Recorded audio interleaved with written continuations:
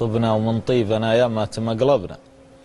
مقالب كلها من سبة الطيبة، وعن طيبنا ما تتوبنا تجاربنا. نعيد غلطاتنا في كل تجريبة، ونعد بعض الخسائر من مكاسبنا. ولاش خسران لو زادت مكاسيبه، ونمشي أشياء ما تمشي ويحسبنا. من يجهل بطبعنا نجهل بلاعيبه، اللي بهرجه اللي يغبنا يعذربنا. ما غرنا يوم نقبل كثر ترحيبه، واللي ما يرضى علينا الهرج لا غبنا. حنا ما نرضى عليها الهرج والغيبة. نشوم بنفوسنا ونعز صاحبنا، نذكر مزاياه ما نذكر عذاريبه. ونعد جيراننا من عرض أقاربنا، الجار له عندنا التقدير والهيبة. عياله عيالنا والعود شايبنا، لو هو من أقصى البشر نصبر على عيبه. والضيف نجريه ونعده معذبنا، وراعي البيت لونا معازيبه. والمال ما ندخره من دون واجبنا، ما نجمع في سنة في يوم نصخيبه. والحقد والحسد ما هي من مذاهبنا، والكبر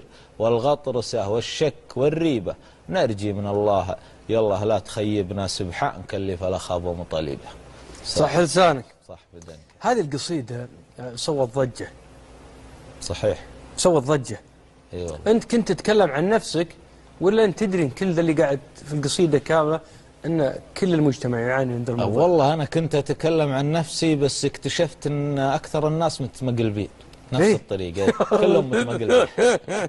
لاني قاعد اشوف بندر يهز راسه، مع اني ما ادري ان بندر متمقلب. انت اكتشفت الان انه تمقلب. كلنا اي واحد يعجب في القصيدة هذه يعرف انه تمقلب. طاب وطيبته خلطي تمقلب.